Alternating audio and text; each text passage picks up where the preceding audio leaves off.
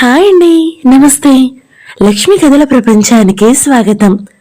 ఎద్దనపూడి సులోచనారాయణ గారు రచించిన గిరిజా కళ్యాణం అనే నవలను ధారావాహికంగా వింటున్నాం కదండి. ఈరోజు ఈ వీడియోలో మనం పార్ట్ 10 వినేద్దామండి. రాజగోపాలరావు గారు మంచం మీద పడుకుని ఉన్నారు. సాయన్న ఆయనకి మందులు తెచ్చాడు. మంచినీళ్లు ఇస్తూ జేబులో నుంచి ఒక ఉత్తరం కూడా తీసి ఇచ్చాడు. గిరిజమ్మ గారు మీకు ఇవ్వమన్నారండి అన్నాడు. ఆయన ఉత్తరం తీసుకున్నారు. నిన్న సాయంత్రం ఆయన గిరిజతో మాట్లాడిన తరువాత మళ్లీ ఆయన కంటికి గిరిజ కనిపించలేదు. గిరిజ రాత్రి భోజనం చేయలేదని, ఆకలి లేదని అందని సాయన్న చెప్పాడు. ఈ ఉదయం బ్రేక్ఫాస్ట్ టేబుల్ దగ్గరకు రవి ఒక్కడే వచ్చాడు. అక్క గదిలోనే టిఫిన్ తింటుంది అని చెప్పాడు. ఆయనేం మాట్లాడలేదు. ఆయన రాత్రంతా ఆలోచిస్తూనే ఉన్నారు. ఎంత ఆలోచించినా తనకు తోచిన నిర్ణయం సబబు అయినదిగానే కనిపిస్తుంది. కానీ గిరిజ ఒప్పుకోవాలి. ఆయన గిరిజ అభిప్రాయం కోసం వేచి చూస్తున్నారు. సాయన్న మందు ఇచ్చి వెళ్ళిపోగానే ఆయన ఉత్తరం తీసి చదివారు. అది చదువుతున్న కొద్దీ ఆయనకి సంతోషం, బాధ రెండూ కలిగాయి.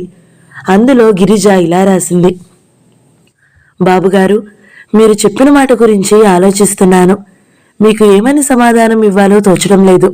నాకు రెండు విధాలుగా అనిపిస్తుంది. అదృష్టం ఒకే ఒక్కసారి వచ్చి తలుపు తడుతుందట.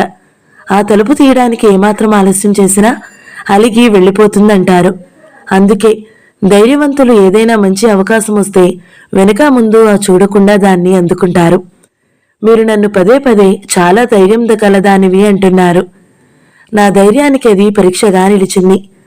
మీరు చెప్పిన విషయానికి వెంటనే ఒప్పుకుని నా ధైర్యాన్ని, అదృష్టాన్ని పరీక్షించుకోవాలని మరీ మరీ అనిపిస్తుంది. కానీ ఇది మరే విషయం అన్నా అయితే నేను ఎలాంటి సందేహం లేకుండా వెంటనే అంగీకరించి ఉండేదాన్ని. ఇది పెళ్లి విషయం. నా దృష్టిలో పెళ్లి అంటే అదొక పవిత్రమైన బాధ్యత. నేనే కాదు, ప్రతి యువతీ యువకుడు అలాగే భావించాలి అనుకుంటాను. ఎందుకంటే అనాగరికత నుంచి మానవుడు ఎదిగి ఈ నాగరికతని సృష్టించుకున్నాడు. తన స్వేచ్ఛకి తానే హద్దులు ఏర్పరచుకున్నాడు. ఎదుటి మానవుని బాధ పెట్టకుండా ఉండేందుకు తనకే కొన్ని నియమాలు సృష్టించుకున్నాడు. అందులో ఒక స్త్రీకి ఒక పురుషుడు అనే ఈ పెళ్లి మానవ మనుగడకి ఎంతో ఆరోగ్యకరమైనదిగా అని భావిస్తాను. దీనిని ఆచారం చేశారు. పెళ్లి పట్ల గౌరవం ఉన్న కుటుంబాల్లో వ్యక్తిగతమైన అలజడులేవీ రావని నా నమ్మకం. పెళ్లి చేసుకునే ప్రతి వ్యక్తికి పెళ్లి పట్ల ఎనలేని గౌరవం ఉండాలి. అవతల వ్యక్తిని తన స్వార్థంతో బాధించకూడదు. ఆనందం పొందడం కంటే ఇవ్వడమే ప్రధాన కర్తవ్యమని భావించాలి. మనలో చాలా మందిని చూశాను. వాళ్ళు పెళ్లి ఎందుకు చేసుకుంటారో తెలియదు. బందిలి దొడ్డిలో పశువుల్లా కుమ్ములాడుకుంటారు. ఎంతో అపురూపంగా ఆనందంగా గడపవలసిన జీవితాన్ని అర్థం లేని కలహాలతో వృధా చేసుకుంటారు. నా మనసు విప్పి ఇలా నిర్మోహమాటంగా మీకు చెప్పడంలో తప్పులేదని భావిస్తున్నాను. బాబుగారు, నా దృష్టిలో పెళ్లి అంటే ఒకరి జీవితంలో మరొకరు విడదయ్యలేని బంధంలా ముడివేసుకుపోవాలి. ఎవరి వ్యక్తిత్వం వాళ్ళకి ఉన్నా ఇద్దరి అభిప్రాయాలు పాలు నీళ్లలా కలిసిపోవాలి. ఇద్దరూ సంతోషంగా ఆనందంగా ఉండి బంధువులకి, స్నేహితులకి ఆదర్శప్రాయంగా ఉండాలి. అన్యోన్య దాంపత్యం గల ఇల్లు శాంతి నిలయమై ఉంటుంది. అలాంటి శాంతి నిలయం నిర్మించుకోవడానికి నా కాబోయే భర్త నాకు మనస వాచ సాయపడాలి. పెళ్లి పట్ల నాకున్న ఉద్దేశాలు ఇవి. మరి చంద్రశేఖరం గారి అభిప్రాయాలేమిటో నాకు తెలియవు. మీరు చెప్పిన ఈ పెళ్లి ఒక ఇష్టం కంటే ఒక బాధ్యతగా స్వీకరించాల్సిన పరిస్థితి ఇది. అన్నిటికంటే నాకు రవి భవిష్యత్తు ముఖ్యం. రవి జీవితం నిలబెట్టడంలో మీరు నాకు సాయం చేస్తున్నప్పుడు చంద్రశేఖరం భవిష్యత్తు చక్కదిద్దడంలో నాకు చేతనైనంత సాయం మీకు నేనెందుకు చేయకూడదు అని అనిపిస్తుంది. నిజం చెప్పాలంటే మీరు ప్రతిపాదించిన ఈ సలహా అంగీకరించాలని ఎంతగా ఉందో తిరస్కరించాలని కూడా అంతగా ఉంది. ఎందుకంటే చంద్రశేఖర్ని భర్తగా ఊహించుకునే ముందు అతనికి భార్యగా నా అర్హతలేమిటో అని నేను ప్రశ్నించుకుంటే నాకు అవమానమే కలుగుతుంది. నా గురించి నేను తక్కువగా ఆలోచించే అభిమానహీనురాలినేం కాదు. అలాగని నన్ను మించిన నా స్వశక్తిని ఎక్కువ అంచనా వేసుకునే అహంభావిని కాదు. చంద్రశేఖర్కి భార్య కాగల అర్హత నాకుందో లేదో నిర్ణయించుకోవాల్సింది మీరు. నా విషయంలో సంతృప్తి ఉంటే మీరు నా మీద పెట్టబోయే కర్తవ్యాన్ని నా సాయశక్తిలా నిర్వహిస్తానని మీకు నేను మాట ఇస్తున్నాను. నా మనసులో సందేహాలన్నీ నేను మీ ముందు పెట్టాను. అనుభవజ్ఞులుగా, పెద్దలుగా మీరే మీ నిర్ణయం తెలపండి. మీ నిర్ణయం శిరసావహిస్తాను. ఇట్లు గిరిజ. ఆయన ఉత్తరాన్ని 1కి 4 సార్లు చదివారు. ఆ ఉత్తరంలో ఆయనకి గిరిజ వ్యక్తిత్వం స్పష్టంగా అర్థమవుతుంది. గిరిజ అందరి ఆడపిల్ల లాంటిది కాదు. మంచి చెడులు సురక్షితంగా నిర్ణయించే పరిశీలనాత్మకమైన తెలివితేటలున్నాయి. అభిమానం ఉంది, కానీ వినయశీలి, ధైర్యం ఉంది, కానీ అది నిపుర కప్పిన నిప్పులా బయటికి కనిపించదు. ఆయన ఈ ఉత్తరం పట్టుకుని గిరిజ గదిలోకి వచ్చారు.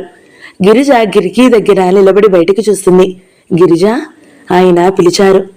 గిరిజ తిరిగి చూసింది. ఆయన చేతిలో ఉన్న ఉత్తరాన్ని చూసింది. ఆ కళ్ళు ప్రశ్నార్థకంగా చూస్తున్నాయి.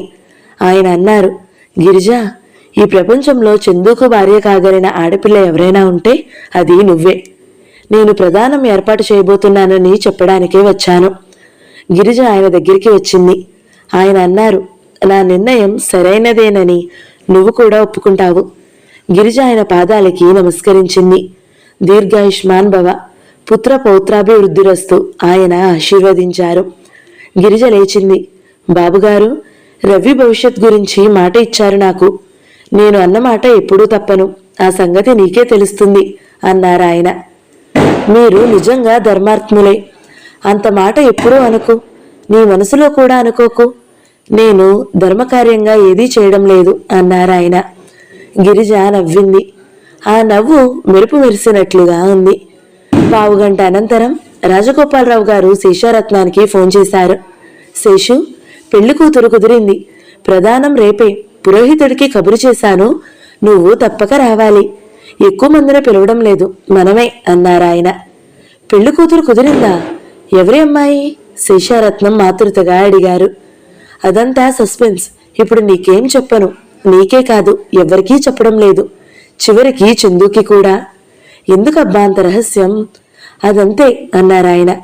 ఆ క్షణం నుంచి ఆ ఇంట్లో సందడి ప్రారంభమైంది. ఫోన్లు మోగాయి. రాజగోపాలరావు గారి పురమాయింపుల మీద నౌకర్లు పరుగులు తీస్తున్నారు. పెళ్లి సంబంధం కుదిరిందనగానే చందు తాతగారిని అడిగాడు. ఎవరా దురదృష్టవంతరాలు? పేరేమిటి తాతయ్య? షట్ నోర్మి. దురదృష్టవంతురాలా? ఇలాంటి అపశకునం మాటలు ఇంకెప్పుడు నా ముందు మాట్లాడుకు. ఆ అమ్మాయి దురదృష్టవంతురాలు కాదురా, అదృష్టవంతురాలు, మహాజాతకురాలు అన్నారు. చందు మాట్లాడకుండా వెళ్ళిపోయాడు. అతనికి ఆ అమ్మాయి ఎవరో గాని పాపం జాలి కలిగింది. పాపం అనిపించింది. మర్నాడు సాయంత్రమైంది. పురోహితుడు వచ్చాడు. శేషారత్నం, అతని భార్య, డాక్టర్ గారు, అతని భార్య, మరో ముఖ్యమైన మిత్రులు 4 వచ్చారు. సూరి భార్య కూడా వచ్చారు. నౌకర్లు కావలసిన సరంజామా అంతా సిద్ధం చేశారు. చందు తాతగారు చెప్పే టైంకి రెడీ అయ్యి కిందకి వచ్చాడు. అంతా సిద్ధమైంది. ఇక పెళ్లి కూతురు రావడమే తరువాయి అన్నాడు పురోహితుడు. ఇంకో 10 నిమిషాలు ఉందిగా, ఆ టైంకి ఖచ్చితంగా వచ్చేస్తుంది అన్నారాయన. 5 నిమిషాలు గడిచాయి. మిగతా వాటిలో 3 నిమిషాలు కూడా జరా సాగుతున్నాయి. పెళ్లి కూతురు ఇంకా రాలేదు. పురోహితుడు అన్నాడు. శేషారత్నం ఆతురతగా చూస్తున్నాడు. చందుకి చాలా సంతోషంగా ఉంది. ఇది తప్పిపోతే ఇక ఏదో ఒక వంకతో తోసి పారేయొచ్చు అనుకుంటున్నాడు అతను. రవి అక్కడే కూర్చున్నాడు. సాయన్న వచ్చాడు. అతని వెంట గిరిజ మెట్లు దిగి వచ్చింది. గిరిజను చూడగానే రాజగోపాలరావు గారు రామ్మా రా అంటూ పిలిచారు. గిరిజ హాల్లోకి వచ్చింది. ఇలా కూర్చో. చందుకి ఎదురుగా ఉన్న సోఫా చూపించారు. గిరిజ కూర్చుంది. రవి లేచి వచ్చి అక్క సోఫా వెనుక నిలబడ్డాడు. రాజగోపాలరావు గారు పురోహితుడిని ఉద్దేశించి, ఇక కానివ్వండి మీ కార్యక్రమం అన్నారు. ఎలా? పెళ్లి కూతురు రాందే అన్నాడు ఆయన. పెళ్లి కూతురు వచ్చిందిగా, ఇదిగో చందుకి ఎదురుగా కూర్చుంది. ఆయన గిరిజని చూస్తూ అన్నారు. ఏమిటి? అందరూ ఒక క్షణం దిగ్భ్రాంతిగా చూశారు. ఏమిట్రా ఈ అమ్మాయా అన్నాడు శేషారత్నం. అవునరా, గిరిజనే దేవుడు నా దగ్గరికి పంపించాడు. ఇదంతా దైవ సంకల్పమే. చందు సోఫాలోంచి చటుక్కున లేచాడు. అతని ముఖం కందగడ్డలా అయింది. తాతయ్య అన్నాడు. రాజగోపాలరావు గారు మనవడి దగ్గరికి వచ్చి భుజం మీద చేయి వేశారు. చందు, వచ్చి కూర్చో. పెళ్లి కూతుర్ని నువ్వు చూడనవసరం లేదని నన్నే ఎన్నిక చేయమని చెప్పావు. నాకు నచ్చిన పిల్ల మెడలో తాళి కడతానని వాగ్దానం చేశావు. ఆ మాట మర్చిపోకు. కానీ చందు చెప్పలేని భావేశంతో తడబడ్డాడు. పురోహితుడు మంత్రాలు ప్రారంభమయ్యాయి. ఆయన వచ్చి చందు చేతిలో తాంబూలం పెట్టాడు. రాజగోపాలరావు గారు అందించిన ఎర్రటి కాగితం పొట్లం విప్పి అందులో ఉన్న ఉంగరం తీసి పెట్టమన్నట్టు అంటూ మంత్రాలు చదువుతూనే ఆజ్ఞాపించారు. చందు ఒకసారి తాతగారి వైపు చూశాడు. తరువాత అక్కడి కూర్చుని ఉన్న అందరినీ పరిశీలించాడు. అతనికి ఆ క్షణంలో బయటికి పారిపోవాలనిపించింది. కానీ తాతయ్య కల్నల్ వెళ్ళిపోయిన తరువాత చేసిన గొడవ గుర్తుకొచ్చింది. ఇప్పుడు తాను ఉంగరం తొడగను అంటే ఆయనంతా అవమానంగా భావిస్తారో అర్థమైంది. కానియండి, టైం అవుతుంది, పురోహితుడు ఉరిమినట్టుగా అన్నాడు. చందు ఉంగరం తీసుకుని గిరిజ దగ్గరికి వచ్చాడు. గిరిజ చెయ్యి చాపింది. చందు ఆ చేతిని తన చేతిలోకి తీసుకున్నాడు. ఒక్క క్షణం పొడుగ్గా సుకుమారంగా ఉన్న వేళ్ల కొనలు చిరుచెమటలతో మేస్తున్నాయి. అతను కన్నులెత్తి గిరిజ ముఖం వైపు చూశాడు. గిరిజ తలదించుకుని ఉంది. ఆ కనురెప్పులు భారంగా కిందకి వాలి ఉన్నాయి. ఓ, పెట్టండి త్వరగా, పురోహితుడు మంత్రాలు చదువుతూనే మళ్లీ హెచ్చరించగా చేశాడు. చందు గిరిజవేలికి ఉంగరం తొడిగాడు. అతని హృదయంలో బాధ, కోపం, నిస్సహాయత్వం నుండి సుడి తిరిగాయి. శేషారత్నం చప్పట్లు కొడుతూ అన్నాడు, భేష్, మొత్తానికి మీ తాతయ్యే గెలిచాడు. పెళ్లి చేసుకోనని భీష్మించుకున్న నీ మెడలు వంచి పెళ్లి చేస్తున్నాడు. డాక్టర్ గారు వచ్చి చందుని అభిమానించారు. మీ తాతయ్యకి ఇప్పుడైనా మనశ్శాంతిని కలగజేశావు, అదే 10,000 అన్నాడు. సూరి వచ్చి చందుని కౌగిలించుకున్నాడు. ఇప్పుడు నువ్వు కూడా నా కోవలోకి వచ్చేశావు. నాకెంతో సంతోషంగా ఉందిరా చందు అన్నాడు.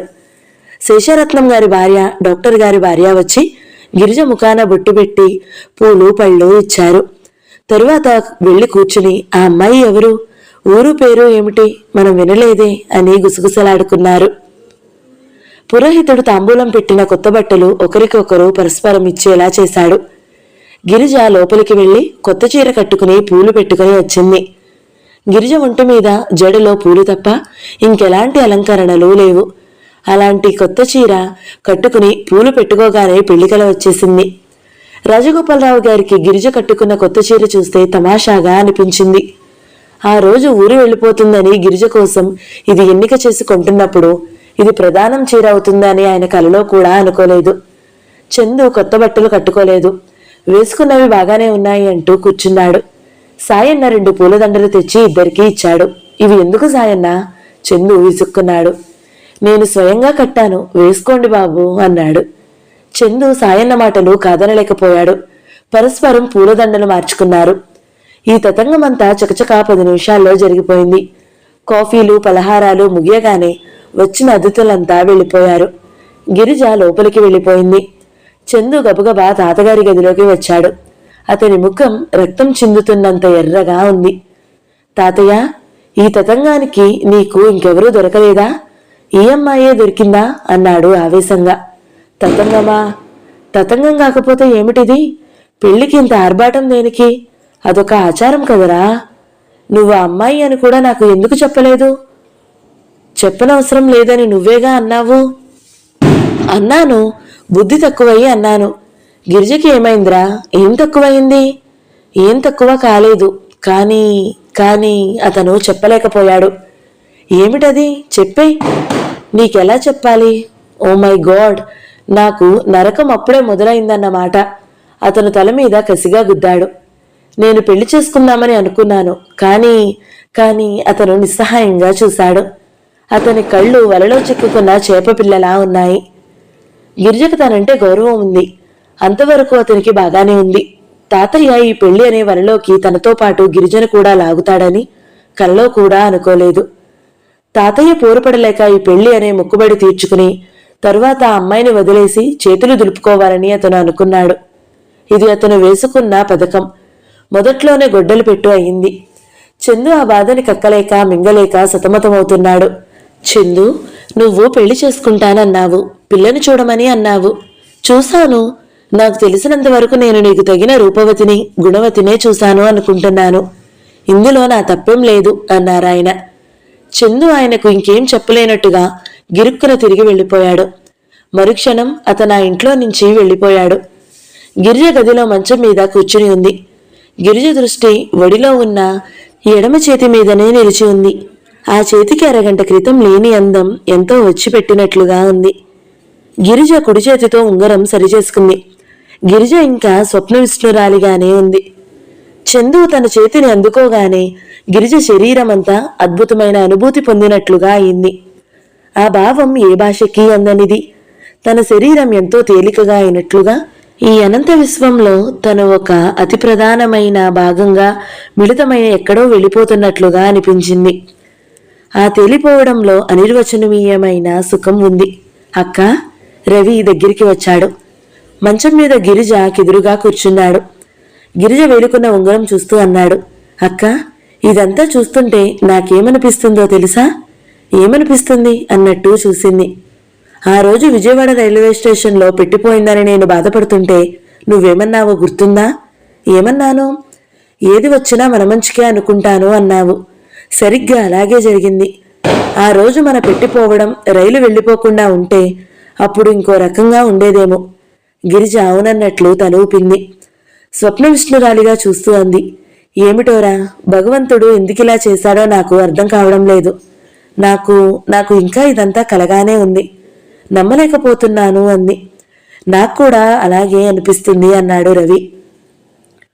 10 రోజుల అనంతరం గిరిజ పడక గదిలో దిండి మీద వెనక్కి వాలి పడుకుని ఉంది. గిరిజ మెడలో మంగళసూత్రాలు మెరుస్తున్నాయి.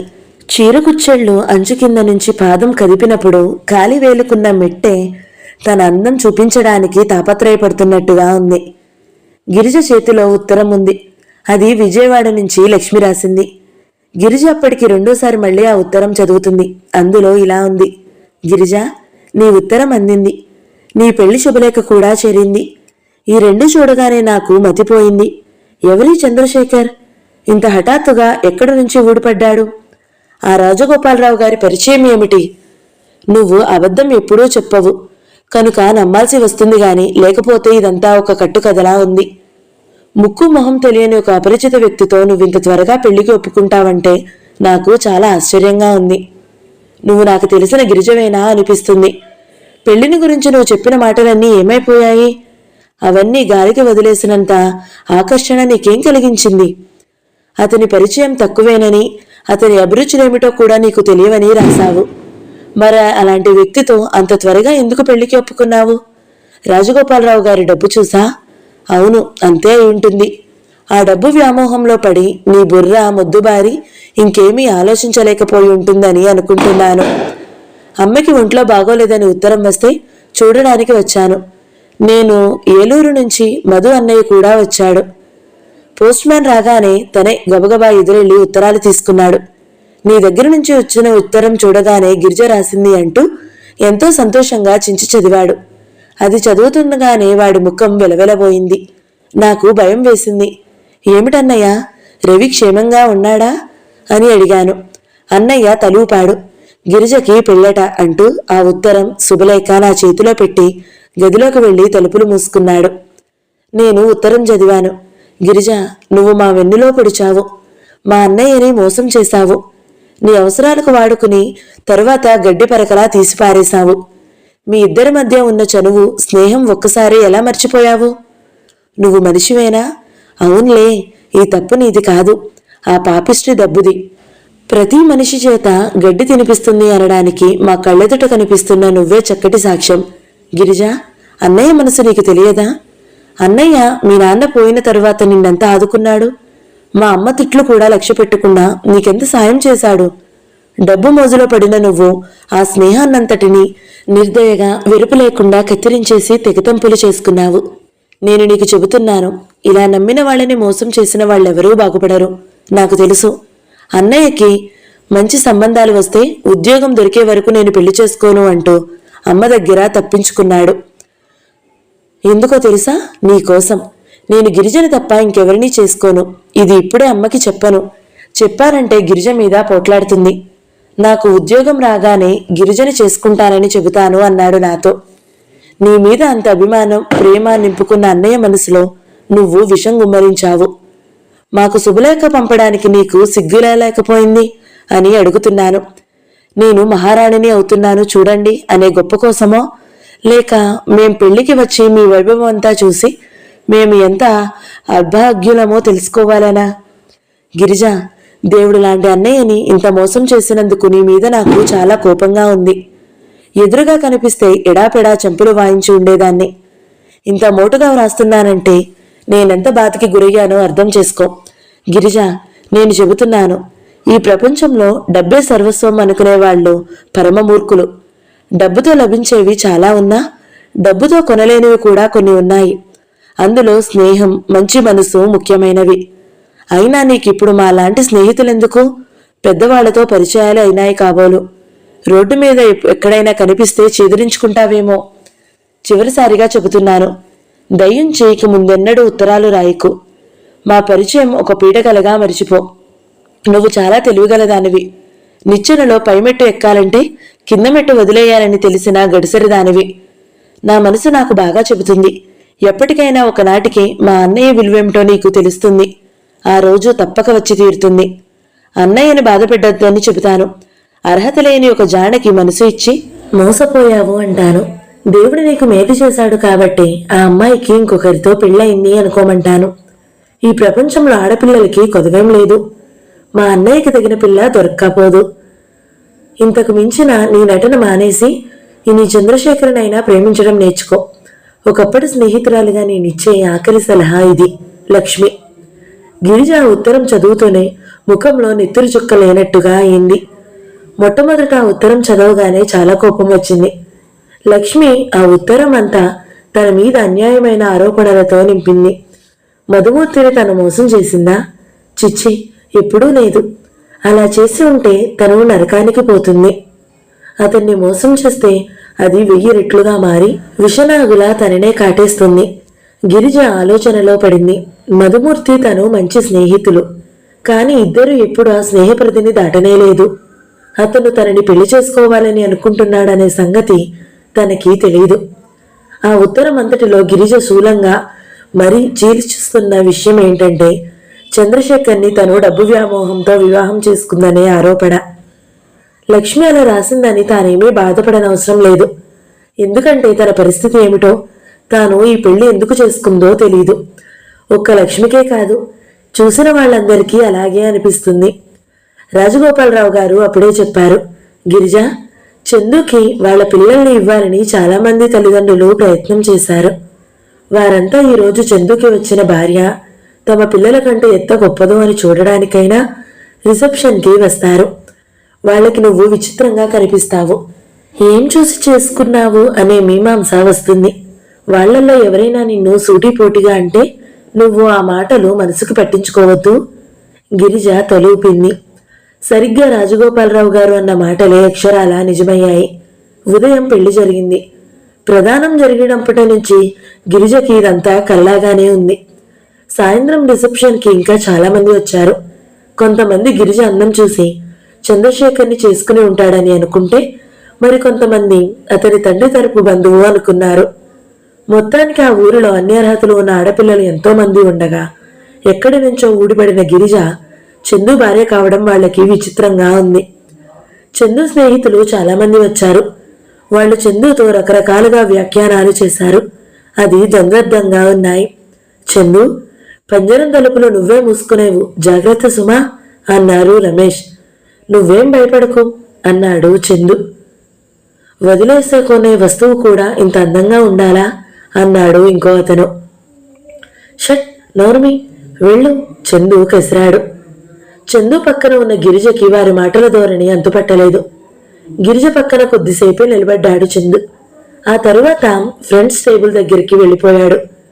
వచ్చిన ఆహర్తులు శుభాకాంక్షలు చెబుతూ బహుమతులు అందిస్తూ చందు ఎక్కడా అని అడుగుతుంటే అడుగు అన్నట్లుగా లేచి దూరంగా మిత్రబృందంతో పరివేష్టితుడైన అతన్ని చూపించేది.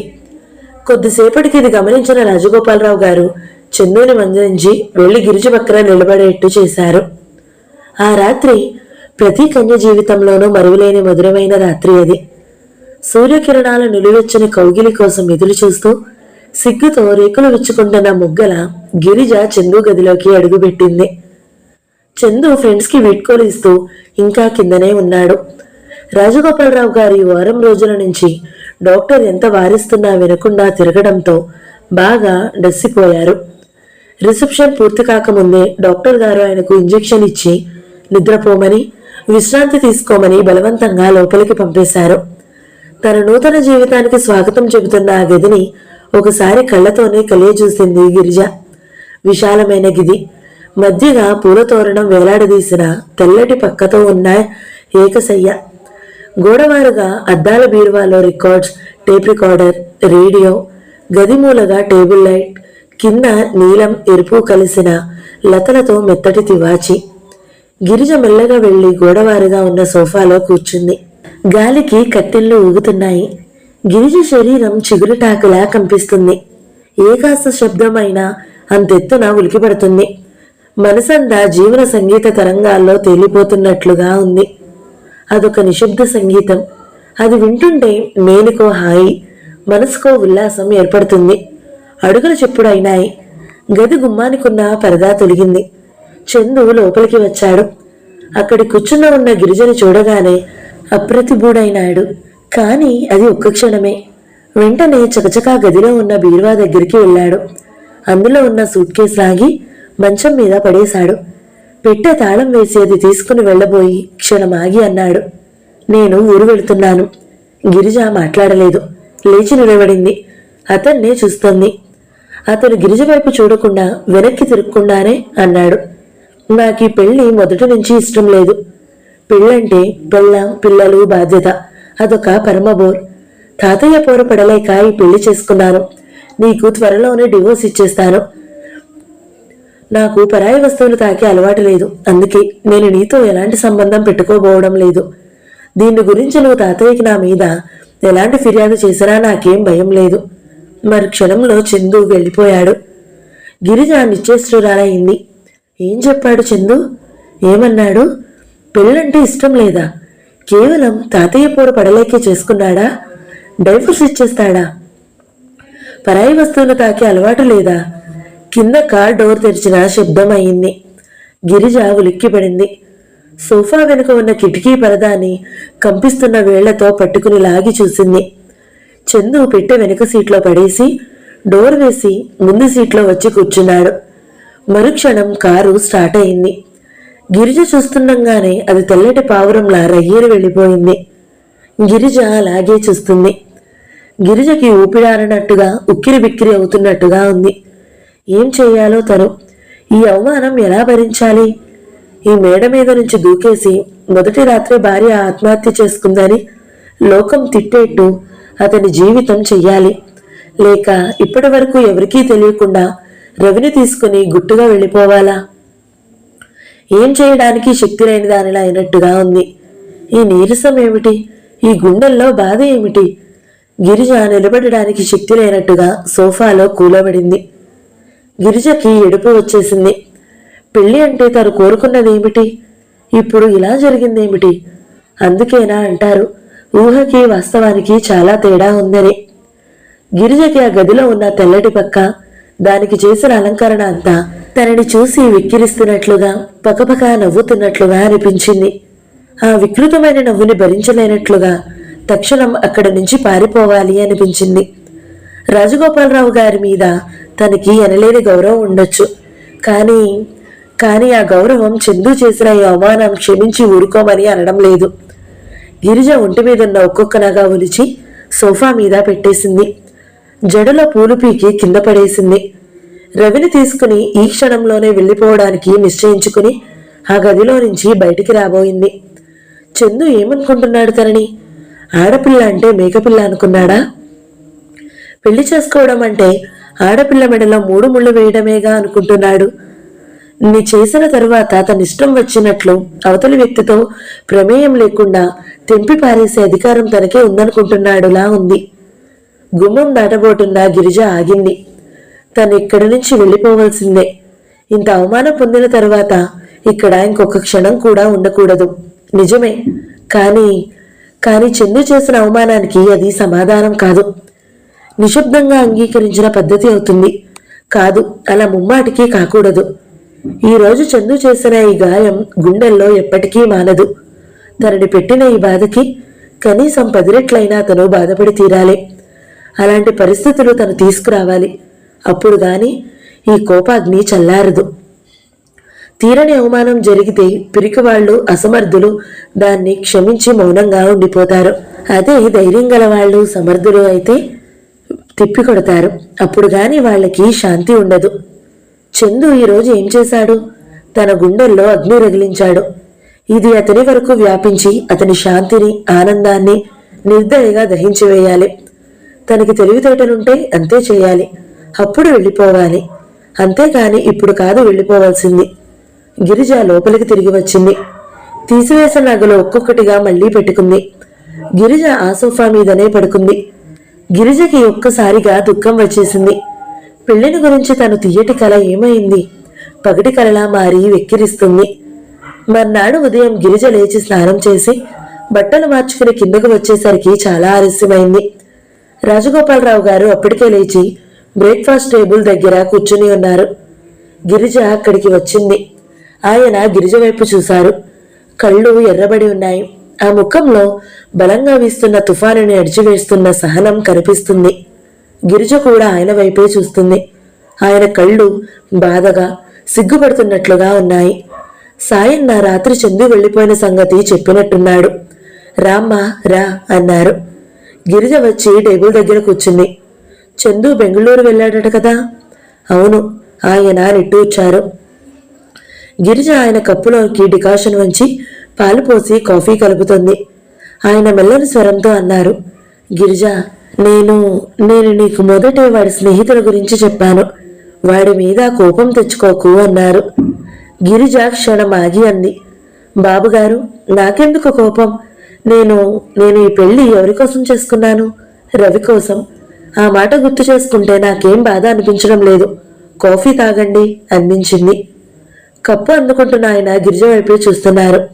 ఆ ముఖంలో అపారమైన ధైర్య విశ్వాసాలు కనిపిస్తున్నాయి. యుద్ధంలో చిత్తుగా ఓడిపోయినా కూడా మహాసేనని తన సేనలతో ప్రయత్నిస్తే మనదే తప్పకుండా జయం అన్నట్లుగా ఉంది. గిరిజకి అవమానం, ఓటమి కలిగితే కలగొచ్చు. కానీ వాటిని కాస్త కూడా పైకి కనబరచనీయడం లేదు. ఆ క్షణంలో ఆ అమ్మాయి పట్ల ఆయనకి ఉన్న గౌరవాభిమానాలు రెట్టింపయ్యాయి. కాఫీ తాగుతూ అన్నారాయన, గిరిజ, ఇవి నీ వ్యక్తిత్వానికి ఒక పరీక్ష అనుకో. పరీక్ష? మీరు పరీక్ష అంటే నాకు చాలా పట్టుదల వస్తుంది. ఏ పరీక్షకి కూర్చున్నా ఫస్ట్ క్లాస్లో పాస్ కావడం నాకు అలవాటు. ఆ పట్టుదల రావాలని నేను కోరుకుంటున్నాను. అంతేకాదు, నువ్వు ఈ పరీక్షని ప్రథమ శ్రేణిలో పాస్ అవడానికి నా సాయశక్తులా నేను కూడా సాయం చేస్తాను అన్నారాయన. తన కప్పులోకి కాఫీ ఒప్పుకుంటున్న గిరిజ ఆయన వైపే చూసింది. ఆ కళ్లలో నీళ్లు గిర్రున తిరిగాయి. చప్పున తలదించుకుంది. ఆయన జేబులో నుంచి తాళం చెవులు తీసి గిరిజకి అందించారు. ఈ రోజు నుంచి నీ ఇంటి బాధ్యతని నువ్వే తీసుకో. గిరిజ వాటి వైపు చూసి తలని అయిష్టంగా తిప్పుకుంది. ఎప్పటికైనా ఇంటి నుంచి వెళ్ళిపోయేదాన్ని, పరాయిదాన్ని. నాకెందుకు బాబుగారి బాధ్యత? వద్దు గిరిజ, అలా అనకు. చందు గారాబంతో చెడిపోయినా మంచి కుర్రాడు. మంచి ముత్యం బురదలో పడిందనుకో, కడిగి తీసుకోవడంలో తప్పే లేదుగా. తీసుకో తాళాలు. అని తాళాలు కాదు, నా ఇంటి పరువు ప్రతిష్టలు నీకు స్వయంగా నేనే అప్పగిస్తున్నాను. వీటిని ఎలా కాపాడుకుంటావో. నా ఆరోగ్యం మీద నాకు మాత్రం నమ్మకం లేకుండా ఉంది. అందుకే ఇప్పుడే చెప్పేస్తున్నాను. నువ్వు చందు మీద కినుకు వహించు. ఆ బాధ్యత లేనితనం కూడా ఒక వ్యాధి. రవిని నువ్వు ఏ విధంగా పట్టుదలతో శ్రమపడి కృషి చేసి ఆ వ్యాధి నుంచి రక్షించావో, చందును కూడా అలాగే వ్యాధి నుంచి రక్షించాలి. ఈ పూట నుంచి ఈ ఇంట్లో నీ మాట వేదవాక్కు అవుతుంది. నేను ఉన్నప్పుడే ఇది బాగా అలవాటు చేస్తే నేను లేని రోజున నీకు ఒక పేచీ పడదు. అయినా నువ్వు ఇల్లుని ఎలా మేనేజ్ చేసుకుంటావో కళ్ళారా చూసుకోవాలని నాకు కూడా ఉంది. నాకు తెలుసు, నువ్వు బాధ్యతకి భయపడే మనిషివి కాదు. గిరిజ ఆయన వైపు చూసింది. ఆయన కళ్ళల్లో ఈ పని నువ్వు చేయగలవా లేదా అన్న ఛాలెంజ్ స్పష్టంగా కనిపిస్తుంది. గిరిజ తాళం చెవులు తీసుకుంది. ఆ క్షణం నుంచి గిరిజ మనసు యుద్ధానికి ఆయుత్తమైన సైనికుడిలా అయింది. చందు స్నేహితులతో చివరికి తన అదృష్టంతో కూడా యుద్ధం చేయడానికి సిద్ధమైంది గిరిజ. 10 రోజులు గడిచాయి. చందు ఇంకా ఇంటికి రాలేదు. ఈ 10 రోజుల్లో రాజగోపాలరావు గారి ఆధ్వర్యంలో గిరిజ ఆ ఇంటి అధికారాలు బాగానే అందిపుచ్చుకుంది. ఇప్పుడు ఇంట్లోకి ఏది కావాలన్నా సాయన్న గాని వంట మనిషిని గాని గిరిజని అడగాలి. మేనేజర్ ఏ రోజుకా రోజు జమ ఖర్చులు రాజగోపాలరావు గారికి కాకుండా గిరిజకు చూపించాలి. గిరిజ తాళం చెవులు చూసుకుంటూ అనుకుంది, ఈ పెళ్లి వల్ల నాకు రవ్వంత సుఖం లేదు గాని బాధ్యత మాత్రం బాగానే ఉంది. గిరిజ ఆ రోజు కూర్చుని మధుమూర్తికి ఇదంతా ఉత్తరం రాసింది. ఇంతలో సాయన్న, అమ్మా మీకు ఉత్తరం వచ్చింది అంటూ తెచ్చి ఇచ్చాడు. అది లక్ష్మి రాసింది. ఆ ఉత్తరం చదవగానే గిరిజకి వడగాల్పు కొట్టినట్టయింది. తమ ఈ వివాహ నిశ్చయం ఎలాంటి పరిస్థితుల్లో జరిగిందో తెలియజేస్తూ మధుకి ఉత్తరం రాసింది. లక్ష్మిని తీసుకుని తప్పకుండా రమ్మనమని మరీ అర్థించింది. కానీ మధు నుంచి జవాబు రాలేదు. పెళ్లికి కూడా తను రాలేదు. ఈరోజు లక్ష్మి వద్ద నుండి జాబు వచ్చింది. ఇదివరకు ఏదైనా బాధ కలిగితే వెంటనే అది మధుకి చెప్పేసి ఆ బాధ తెంచుకునేది. ఇప్పుడు ఆ తలుపులు కూడా మూసేశాయి అనుకుందే. గిరిజ లేచి వెళ్ళి ఆ మధుమూర్తికి ఉత్తరం రాసిన ఉత్తరం చించి ముక్కలు చేసి బయట పారేసింది. గిరిజకి భరించలేని వంటతరంగా అనిపించింది. దిండులో తలదూర్చుకుని, భగవంతుడా ఎందుకిలా చేశావు అనుకోసాగింది. గిరిజా కళ్యాణం 10వ భాగం సమాప్తం. ఈ వీడియో మీకు నచ్చినట్లయితే లైక్ చేయండి, షేర్ చేయండి, మంచి కమెంట్ పెట్టండి. ఇలాంటి మరిన్ని వీడియోల కోసం మన ఛానల్ని సబ్స్క్రైబ్ చేసుకోండి. Thank you so much for watching. నమస్తే.